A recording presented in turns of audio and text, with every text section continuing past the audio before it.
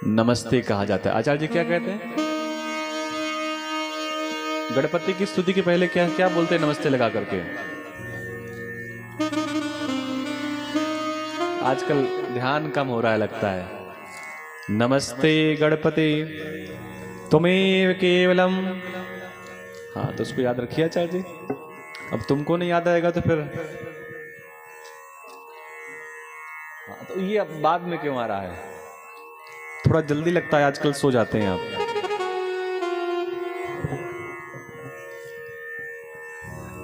भाई ऐसे भूल जाएंगे अगर आप, तो हम लोग कैसे चलेंगे?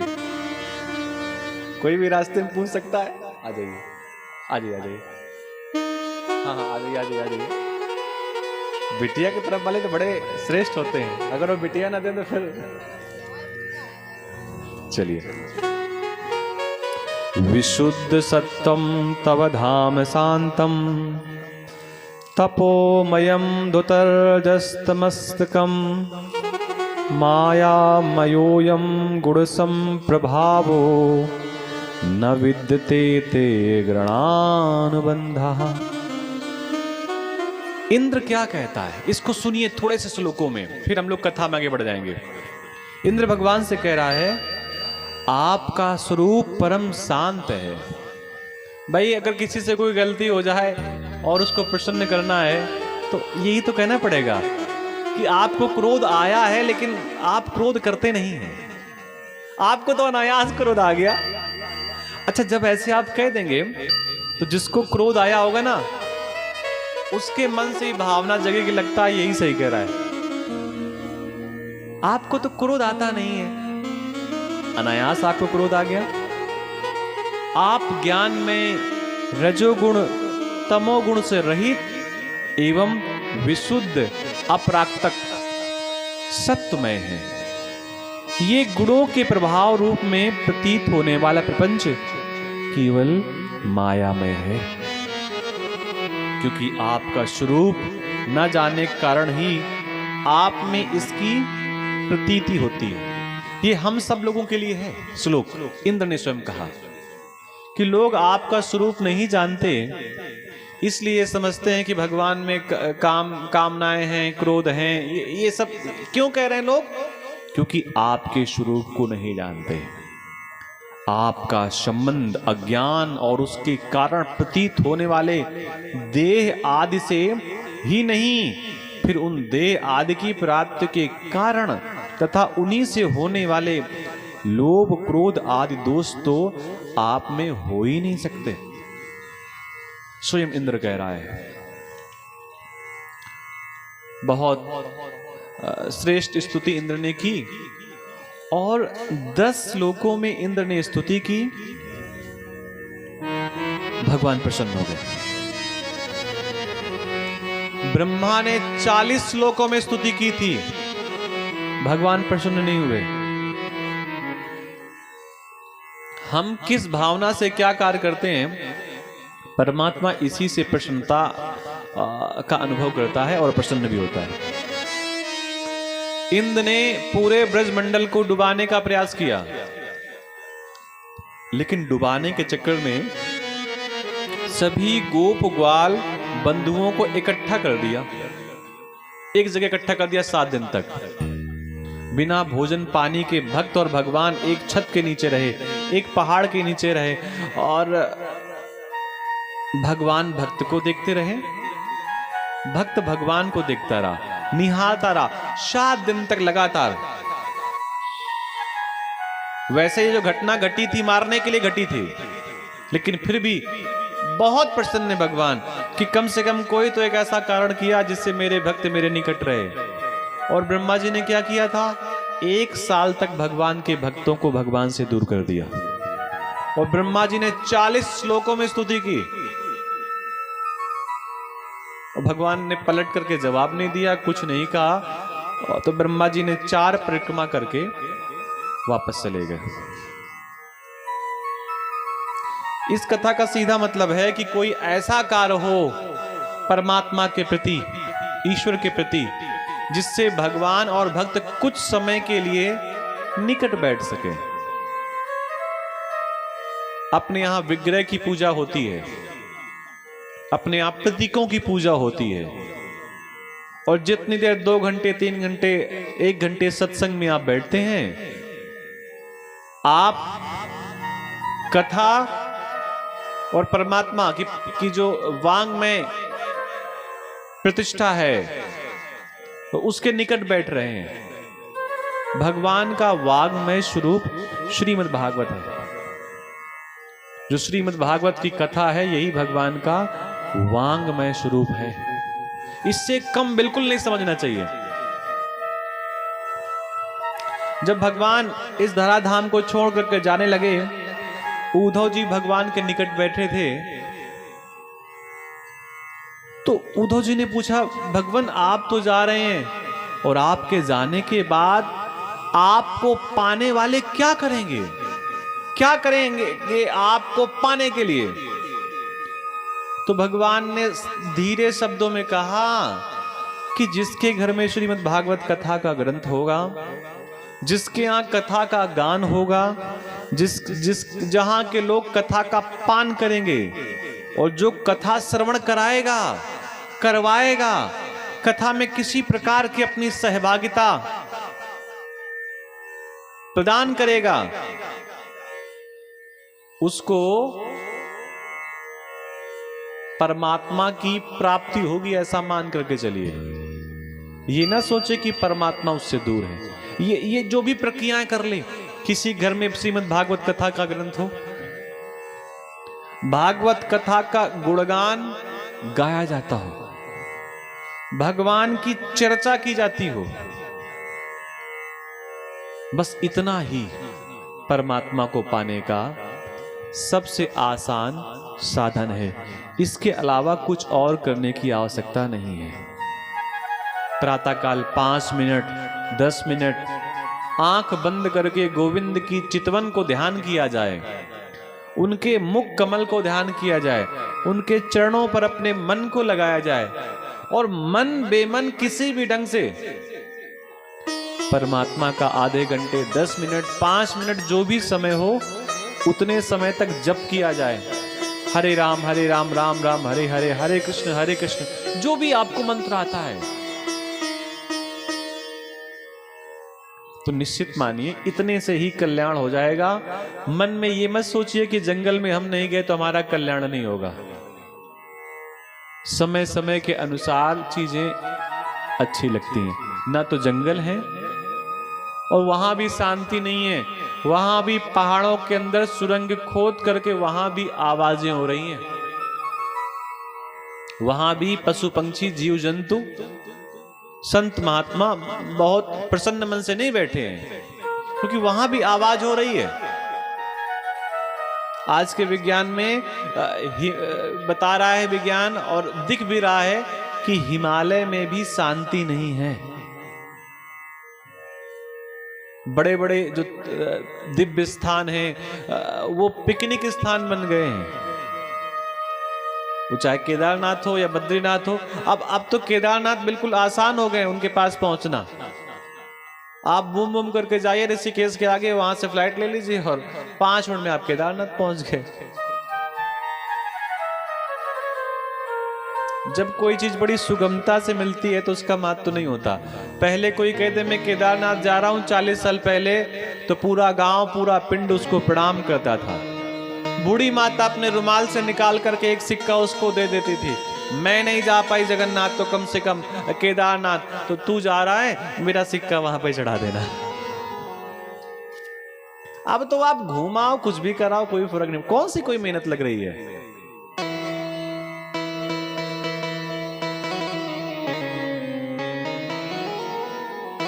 कितना साइंस आगे बढ़ गया है। इंद्र ने गोविंद नाम दिया भगवान का। भगवान के जितने नाम हैं वो सब उनके भक्तों ने प्रदान किए हैं। ब्रह्मा जी का मोह भंग हुआ,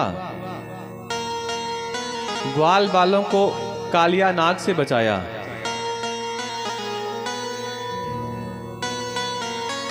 वर्षा और शरद ऋतु का वर्णन है।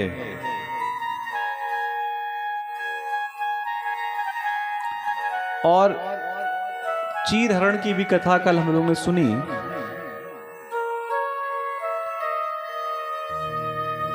नंद बाबा स्नान करने गए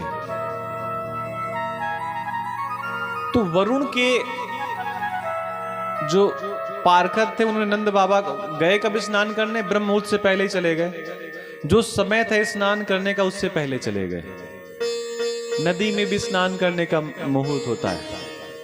प्रातः काल ब्रह्म मुहूर्त में स्नान किया जाए तो नदियां भी आशीर्वाद देती हैं, और असमय स्नान किया जाए तो नदियां अप्रसन्न हो जाती हैं, वो भी सोती हैं ना।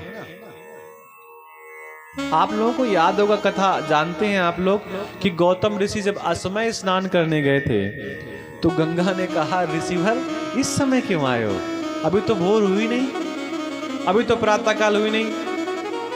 तो नदियों में भी स्नान करने का महत्व है। असमय स्नान करने गए तो वरुण के दूत वसुदेव जी नंद बाबा को पकड़ करके ले गए। सब जगह त्राईमाम त्राईमाम होने लगा, कहां गए नंद बाबा, कहां गए नंद बाबा। तो भगवान ने एक छलांग लगाई, वरुण लोग पहुंच गए। वरुण ने भगवान की प्रार्थना की, बाद में कहा कि देखो हमको तो पता नहीं था ये आपके पिताजी हैं, हमारे पार्षदों ने गड़बड़ की होगी। ऐसा ही होता है। अब कोई आपका संबंधी आने वाला हो और उसको आप लेने के लिए गाड़ी ना भेजो और बाद में आप उस संबंधी से उलाहना दो कि आपने गाड़ी नहीं भेजी, तो वो ये नहीं कहेगा कि मैं भूल गया, वो कहेगा मैंने तो ड्राइवर से कह दिया था। क्यों, तू सही समय से नहीं गया क्या? ये बड़े लोगों की स्टाइल होती है डांटने की। अरे ड्राइवर से कहा होता समय से पहुंच जाता, लेकिन उसी के सामने अपने संबंधी के सामने ड्राइवर को डांटेंगे, तुम ही समय से नहीं गए। गलती वरुण की थी, लेकिन कह रहा है ये पार्षद गए होंगे और ये आपको ले आए, प्रभु आप अपने पिताश्री को ले जाओ। भगवान की प्रमुख लीला है जिसे हम रास लीला कहते हैं। रास लीला का चित्रण है। भगवान पीता रात्रि शरदोत्फुल्ल मल्लिका वीक्षरन्तु मनश्चक्रे योग माया मुपाश्रितः। जो बीज मंत्र होते हैं, छोटे छोटे मंत्र होते हैं, इन मंत्रों के पहले कुछ बीज लगाए जाते हैं। जैसे मृत्युंजय महामृत्युंजय का जो मंत्र होता है उसमें भी कुछ बीज मंत्र लगाए जाते हैं प्रारंभ में और समापन में, और जब उसका पाठ किया जाता है तब उसका महत्व होता है। उसी प्रकार बांसुरी की धुन में भगवान ने क्लीम नामक बीज लगा करके, बीज मंत्र लगा करके अपनी बांसुरी पर हवा को छोड़ा।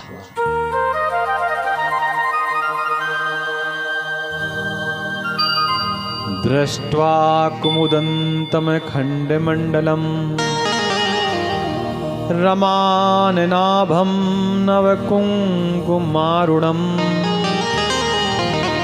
वनं च तत्कोमलगोभिरञ्जितं जगौकलं वाम्द्रसां मनोहरम्। पूर्णिमा की रात्रि नूतन केसर के समान लाल लाल भगवान का मुखमंडल। पूर्णिमा की रात ही भगवान ने रासलीला के लिए चयन क्यों किया? क्योंकि अगर अमावस्या की रात में लीला का भगवान ने चयन किया होता तो संसार के लोग कहते अंधेरे का लाभ लिया। इसलिए भगवान ने पूर्णमासी पूर्णिमा का चयन किया कि लीला करेंगे तो रात्रि के समय उस समय करेंगे जब चंद्रमा अपने पूर्ण यौवन में होगा, जब चंद्रमा दिव्य प्रकाश से भरा होगा। भगवान ने कामदेव को पुकारा कि अपनी लीलाओं का विस्तार कर, क्योंकि आज मैं रासलीला करूंगा। देखता हूं तेरे बाण मेरे ऊपर चलेंगे या नहीं। क्लीम नामक बीज मंत्र के माध्यम से भगवान ने बांसुरी पर फूंक मारी। बांसुरी बजी, मंदिर की घंटी या कथा का स्वर प्रमुख रूप से उसी भक्त के कान में बिना किसी श्रम के पहुंच जाता है जिसे उसकी लालसा होती है।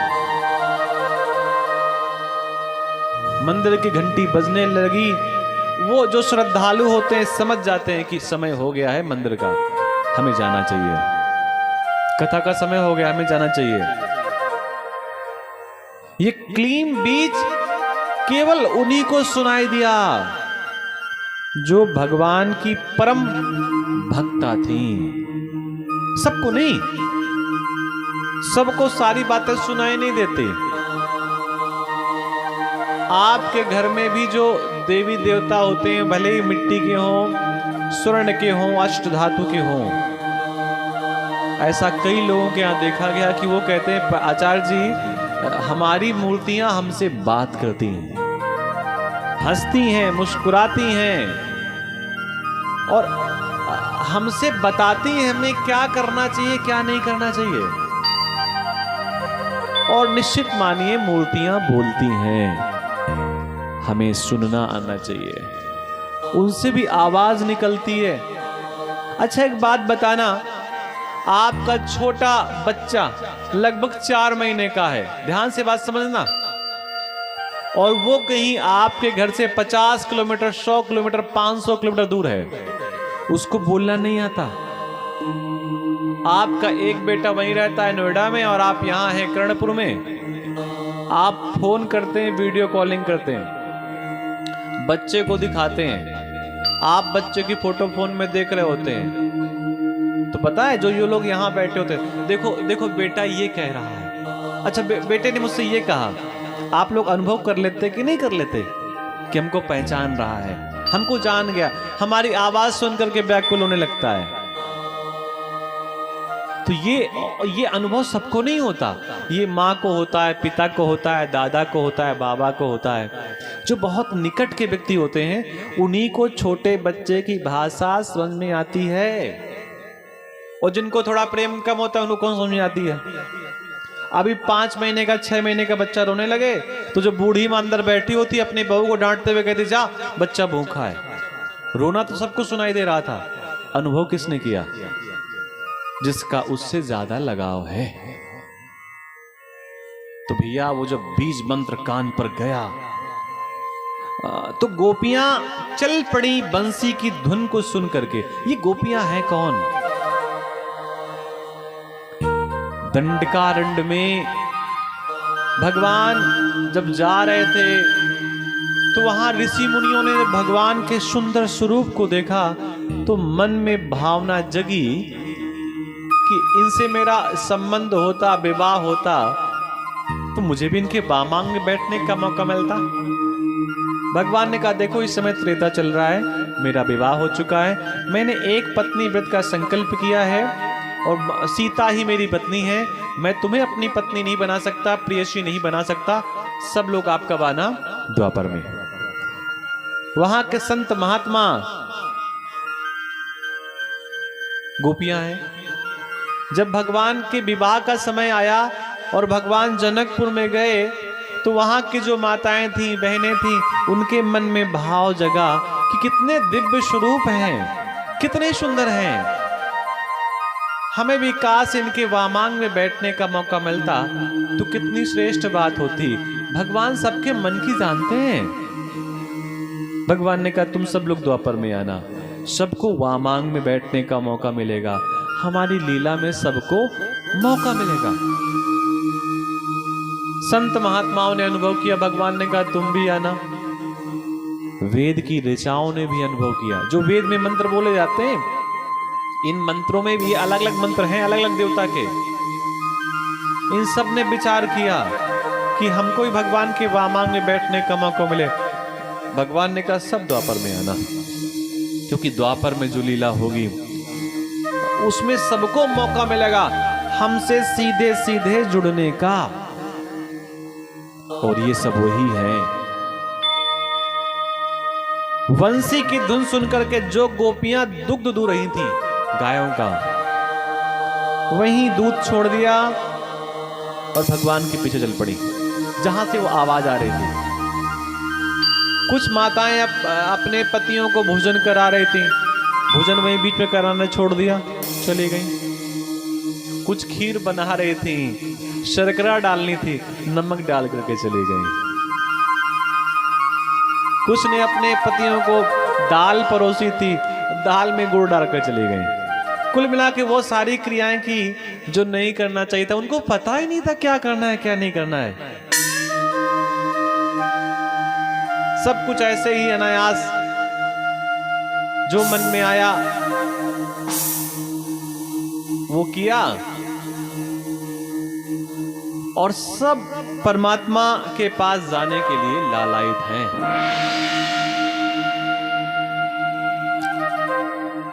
अब कुछ तो चली गई जिनका नया नया विवाह हुआ था, उन्होंने अपने पत्नियों का हाथ पकड़ लिया, कैद कर दिया, तुम्हें नहीं जाने देंगे। जिनको ये मालूम पड़ गया ये सब जा रही हैं, तुमको नहीं जाने देंगे, तुमको नहीं जाने देंगे, तुमको नहीं जाने देंगे, कैद कर लिया। उन गोपियों ने अपने पतियों से कहा कि आप सशरीर मुझे जाने नहीं देंगे, कोई बात नहीं, अब तो मैं उनसे ही पहले पहुंच जाऊंगी जो शरीर जिन्होंने धारण कर रखा है, क्योंकि वो तो शरीर से जा रही, अब मुझे तो मन से जाना है क्योंकि तुमने कैद कर दिया है। भगवान के पास वो सब गोपियां पहुंच गईं।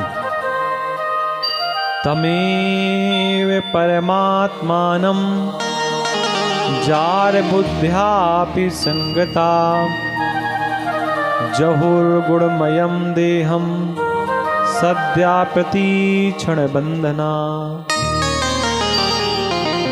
और जब वहां पर वो पहुंची तो भगवान ने थोड़ा सा ऐसे ही हास उपहास किया गोपियों से।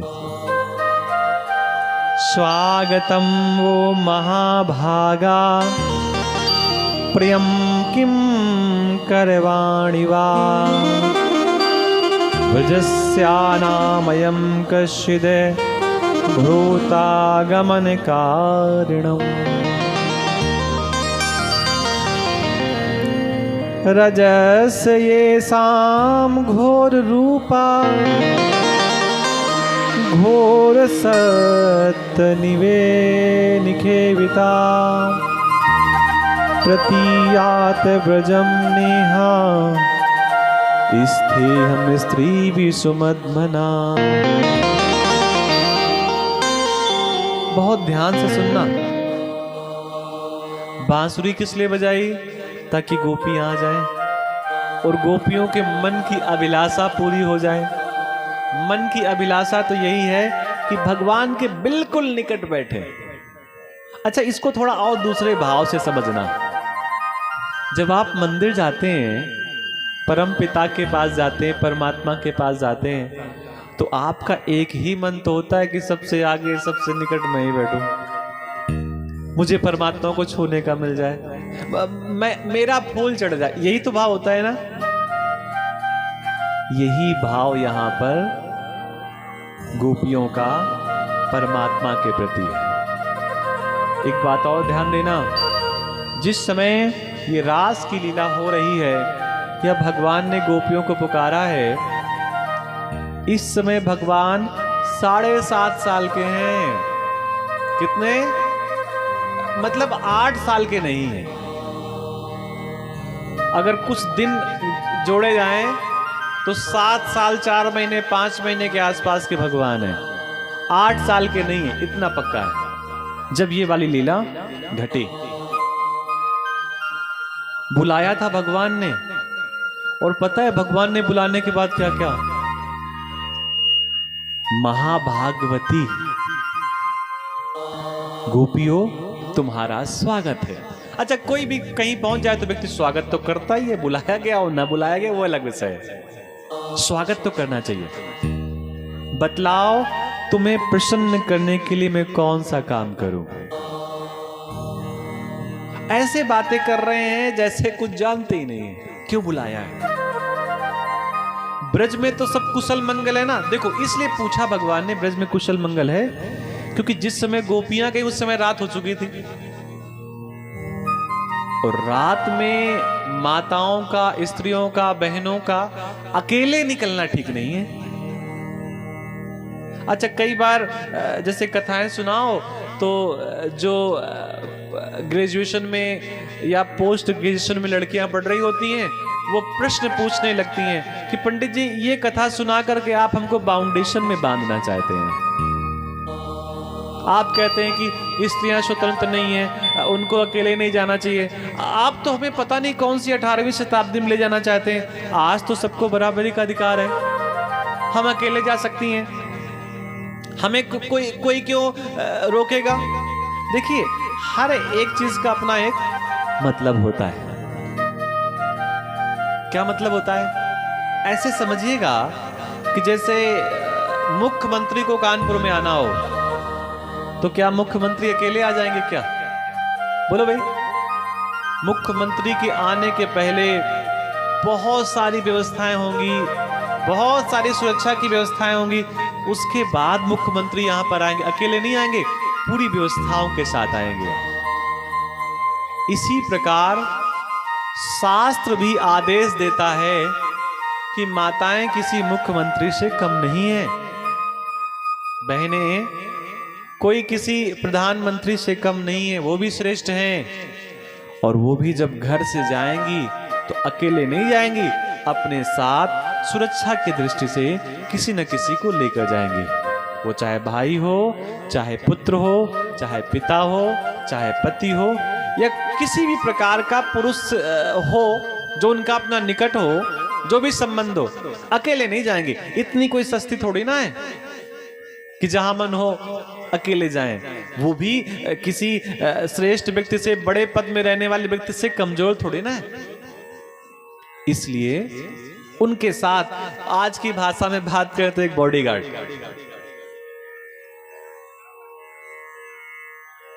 आप लोग यहां पर क्यों आई हैं? रात का समय है, स्वयं ही बड़ा भयावना होता है, और इतने बड़े बड़े भयानक जंगल में आप क्यों आई हैं? बुलाया भगवान ने बंसी बजा करके, और जब आ गई तो आप क्यों आई हैं? आने का कारण सब कुछ ब्रज में कुशल मंगल तो है ना, अपने पतियों को छोड़ करके आई हैं आप। ऐसी बहुत सारी बातें जब भगवान ने कही तो गोपियां नीचे को मुख करके अपने पैर के अंगूठे से जमीन को कुरेदने लगी कि बुलाने वाला ही अगर ये पूछ ले आप आई क्यों हैं, क्या कारण है आपके आने का, तो क्या जवाब दिया जाए? कोई जवाब नहीं था। आप लोग वापस चली जाओ अपने पतियों के पास, अपने पिता के पास,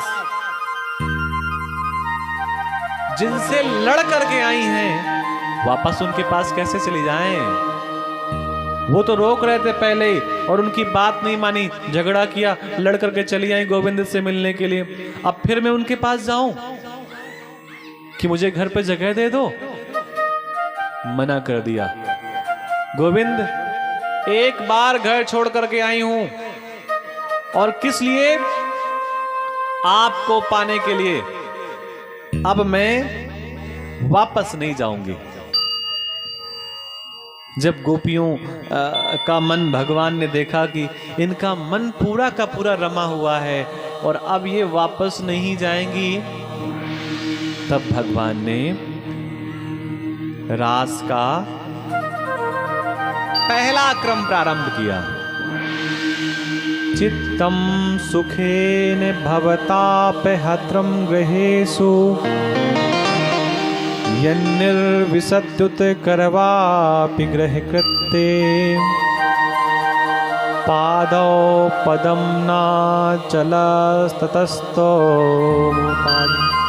यामा कथम ब्रजमथो करवाम किम वा।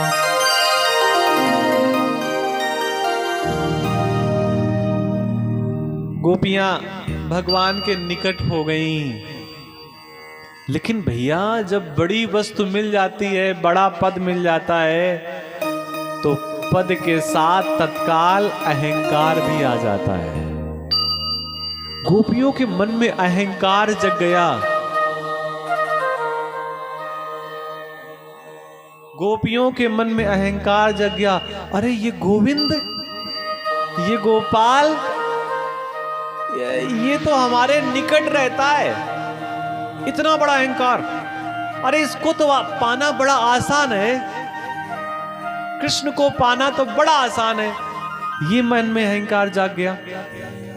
और इतना ही नहीं, एक अहंकार और जग गया। इंद्र, इंद्र तो हमारी परिक्रमा करता है। ब्रह्मा, ब्रह्मा तो हमसे क्षमा मांगने चले जाते हैं। और शंकर, महादेव, औढ़दानी, वो तो हमारे यहां भिक्षुक बन करके आते हैं। और ये गोविंद तो जैसा हम नचाती हैं वैसा नाचता है। जब मैं था तब हरि नहीं, जब हरि तब मैं नाई, प्रेम गली अति साकिरी, जामे दुई न क्षमा। अहंकार आ गया कि जितने भी बड़े बड़े देवता हैं, यक्ष, गंधर्व, जो भी सुरलोक के लोग हैं, ये सब हमारी परिक्रमा करते। ये बात सही भी है, इसमें संदेह नहीं है। भगवान शंकर गोपियों के साथ नृत्य करते हैं, कोई संदेह नहीं है। इंद्र गोपियों की परिक्रमा करता है, कोई संदेह नहीं है। ब्रह्मा जी गोपियों की भगवान कृष्ण के साथ स्तुति करते हैं, बिल्कुल ठीक है। लक्ष्मी ब्रज की रज में मिल गई, बिल्कुल सत्य है। और कृष्ण और भगवान गोविंद थोड़े से माखन के लिए गोपियां जैसा नचाती हैं वैसे नाचते हैं, ये भी सत्य है। लेकिन अहंकार होना ठीक नहीं है। सब कुछ तो ठीक है, लेकिन अहंकार ठीक नहीं है। और जहां अहंकार होता है भैया, वहां से परमात्मा दूर हो जाता है। जो बिल्कुल निकट था वो परमात्मा से दूर हो गया। और जब चला गया तो एकदम से चिंता जागृत हो गई, कहां चला गया। बाजार पे जब हम जाते हैं और कोई नई पुस्तक लेकर के आते हैं, या नई पुस्तक खरीदनी है, बहुत ध्यान से समझना, हमारी जेब में पैसा नहीं है, तत्काल मन लालायित होता है, काश उतने पैसे होते कि मैं पुस्तक खरीद लेता। और उसके बाद जब आप पुस्तक खरीद लेते हैं, बिल्कुल नई नई ताजी ताजी, तो उसको 4 दिन तो बड़े प्रेम से पढ़ते हैं और बड़ा सुरक्षित ढंग से रखते हैं, कहीं गंदी ना हो जाए, बिल्कुल व्यवस्थित ढंग से। और जैसे ही 5वें दिन आता है, पुस्तक पुरानी हो जाती है। कोई वस्तु ना मिले तो करोड़ों की, मिल जाए तो 2 कौड़ी की। एक जगह हम जाते थे तो उनका बेटा लेखपाल बन गया। अब जाते पहले से थे, तो जब तक नौकरी नहीं लगी थी, पंडित जी कुछ भी हो जाए, छोटी मोटी व्यवस्था हो जाए, मतलब इतना हो जाए कि शादी वाले आए तो कम से कम ये तो कह दें सरकारी नौकरी करता है। अब कहाँ करता है इसकी जरूरत नहीं बताने की, पहले ये कहते थे। और जब वो लेखपाल बन गया, पंडित जी बहुत छोटी नौकरी लगी है, हमको ये थोड़ा था, हमारा तो मतलब था कि यूपीएससी में कहीं कुछ हो जाएगा। जब कुछ नहीं है तो जो है मिल जाए तो 2 कौड़ी का, और ना मिले तो करोड़ों की वस्तु। भगवान मिल गए तो अहंकार जग गया। अरे ये तो हमारे साथ खेलता है, थोड़े से मक्खन के लिए इसको हम नचाती हैं, नाच नचाती हैं। छछिया भर छाछ के खातिर गोपियां नाच नचा रही हैं। भगवान गायब हो गए, चले गए भगवान दूर वहां से। और जब दूर हो गए तब उनका महत्व तो समझ में आया। अरे गोविंद चला गया। और जब गोविंद चले गए तब गोविंद की अनुपस्थिति का एहसास हुआ कि हमने मन में अहंकार किया। कृष्ण विरह में इतनी व्याकुल हो गई, इतनी व्याकुल हो गई, गायन्त उच्चैर मुमेव सहिंता विचीकुरुन्मत कवध्वनाध्वनम् प्रपच्छुराकाशवदन्तरं बहिर् भूतेषु संतं पुरुषं वनस्पते। कोई छोटा बच्चा खो जाए ना, ध्यान से समझना, तो जिसको दिखाई नहीं देता भी तुझसे भी पूछ लेता है, बाबा जी आपने देखा क्या बच्चा हमारा निकला क्या यहां से? सोने की कोई छोटी सी वस्तु खो जाए तो व्यक्ति तड़प उठता है, एकदम से परेशान हो जाता है कि वो वस्तु कहां गई। जब भगवान वहां से चले गए तो गोपियां एकदम से तड़प उठी। और पता है किससे पूछ रही हैं? एक दूसरे से पहले चीज तो पूछ रही है, तुमने कन्हैया को देखा क्या? अहंकार तो सबको एक साथ मन में आया था। इतने से काम नहीं चला तो झाड़ियों के पीछे जाकर के ढूंढने लगे, कहीं यहां तो नहीं छुपा हुआ है। देखिए वो गए हैं, खोए नहीं हैं। ऐसा नहीं कि वो अलग हो गए हैं, वो जानबूझ करके गए हैं। और जानबूझ करके गए हैं तो झाड़ियों के पीछे थोड़ी ना मिलेंगे। इतना ही नहीं, जो वनस्पतियां, वनस्पतियों को मतलब पेड़ में जो लपटी हुई बेलें होती हैं, उनसे पूछती हैं कि क्या तुमने गोविंद को कहीं देखा क्या? क्या तुमने माधव मुरारी त्रिपुरारी को कहीं देखा क्या? एक बड़ा सा वृक्ष दिखाई दिया तो उस वृक्ष से भी पूछ लिया कि अरे वट वृक्ष, क्या तूने गोविंद को कहीं देखा? क्या तूने भगवान को कहीं देखा? पीपल के वृक्ष से पूछ रही हैं, कुर्बक, अशोक, नाग केशर, पुनमांग, चंपा, चमेली आदि इनसे पूछ रही हैं। और जब किसी ने जवाब नहीं दिया तो अब वृंदावन की बात है तो तुलसी से कहती, अरे बहन तू तो मेरे जैसी ही है और तू तो मुझसे ज्यादा भाग्यवान है। हम तो गोविंद के आसपास निकट रहती हैं, तू तो गोविंद के मस्तक पे रहती है। तूने तो निश्चित गोविंद को देखा होगा। तुलसी ने भी कहा, मैंने नहीं देखा, पता नहीं भगवान कहां चले गए। तुलसी ने भी मना कर दिया। धरती की रज से पूछने लगी, अरे रज तूने कहीं गोविंद को देखा है क्या? ब्रज की रज ने भी कहा, मैंने नहीं देखा। भगवान के प्रति गोपियों ने कहा कि तुम्हारे ऊपर तो कदम रख करके कहीं गए होंगे ना, उड़ के तो चले नहीं गए होंगे। अरे पैर तो तुम्हारे ऊपर रख करके गए होंगे ना। अरे तू तो बता बहन, कहां गए कन्हैया? जब धरती ने भी कोई आवाज नहीं दी तो यमुना से पूछ पड़ी, मुरली बजा के मोहना, मुरली बजा के मोहना, क्यों कर लिया किनारा? मुरली बजा के मोहना, क्यों कर लिया किनारा? मुरली बजा के मोहना, क्यों कर लिया किनारा, मुरली बजा के मोहना।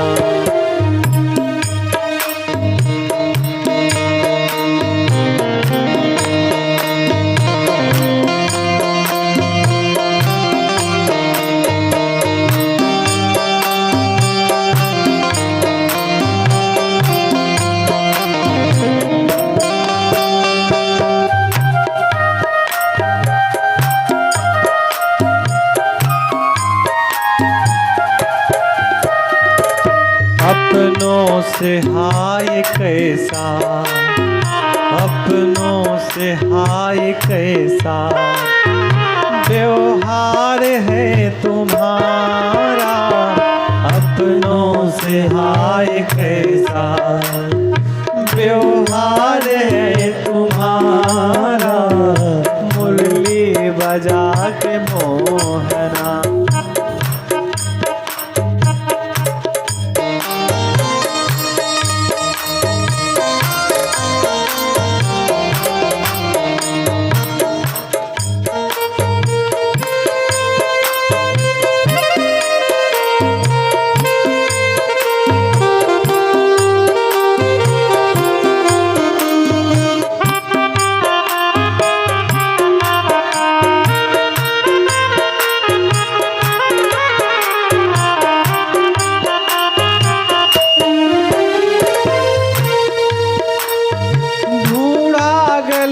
गली में खोजा नगर नगर में, ओ ढूंढा गली गली में, ढूंढा नगर नगर में, ढूंढा गली गली में खोजा नगर नगर में, ओ ढूंढा गली गली में, ढूंढा नगर नगर में।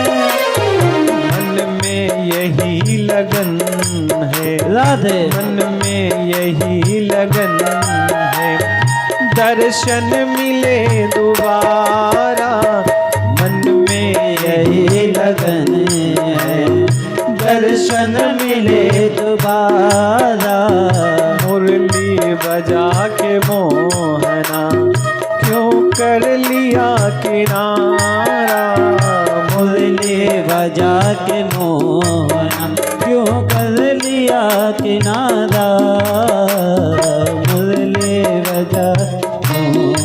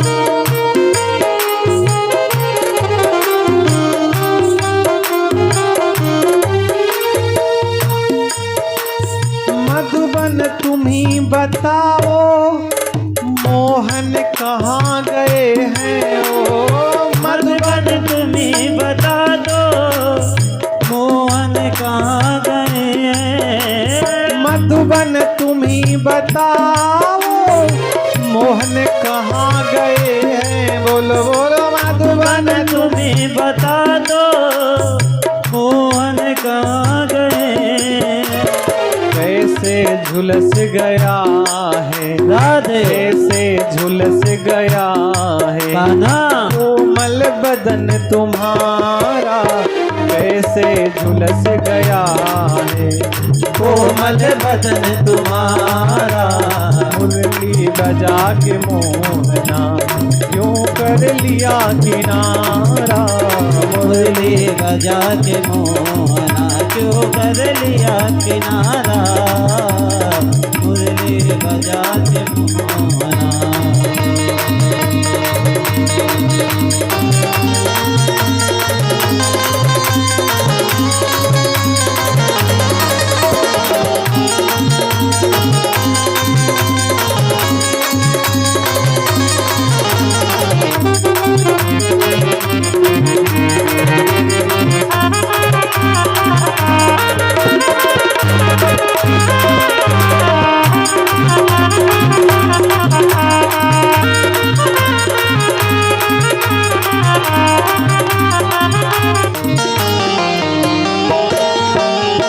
यमुना तुम ही बताओ छलिया कहाँ गया है ओ यमुना तुम्हें बताओ छलिया कहाँ गया है ओ।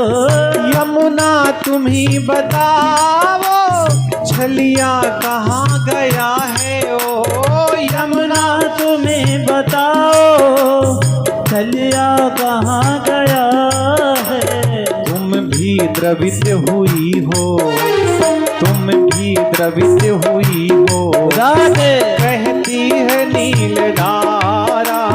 तुम भी द्रवित हुई हो, कहती है नील धारा। मुरली बजा के मोहना क्यों कर लिया किनारा। मुरली बजा के मोहना क्यों कर लिया किनारा।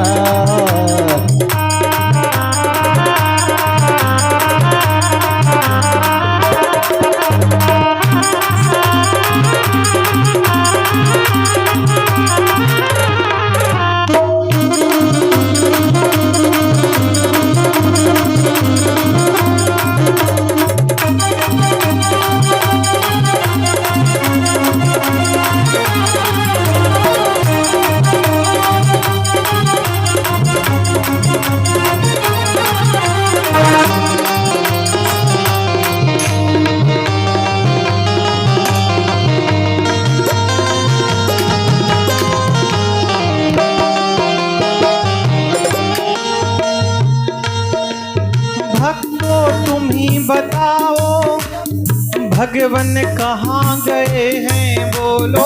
भक्तों तुम्हें बताओ भगवन कहाँ गए हैं बोलो। भक्तों तुम ही बताओ भगवन कहाँ गए हैं ओ।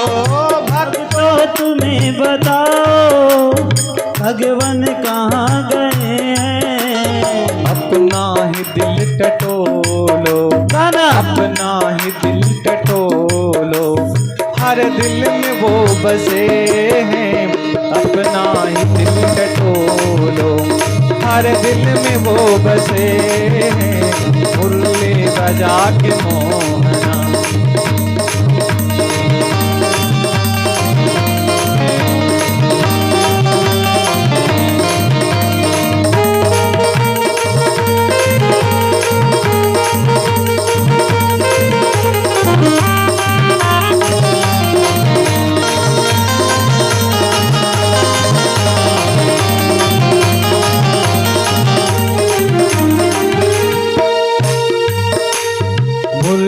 बजा के मोहना क्यों कर लिया किनारा। मुरली बजा के मोहना क्यों कर लिया किनारा। मुरली बजा के मोहना राधा रमण ओ राधा रमण ओ राधा रमण मेरे राधा रमण।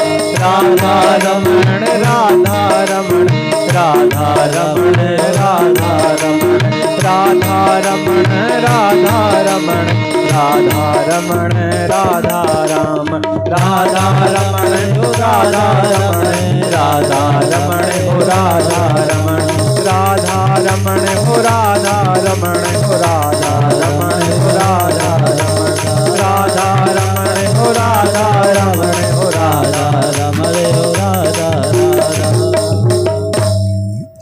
अपनों से हाय कैसा। अब भैया जब आप कह दोगे हम आपके अपने हैं तो रूठने वाला कहाँ जाएगा रूठ करके। अच्छा, एक बात और भी है, रूठा भी अपनों से ही जाता है। व्यक्ति सम्मान भी अपनों के निकट ही चाहता है। जब किसी का मन ऐसा होता है मुझे सम्मान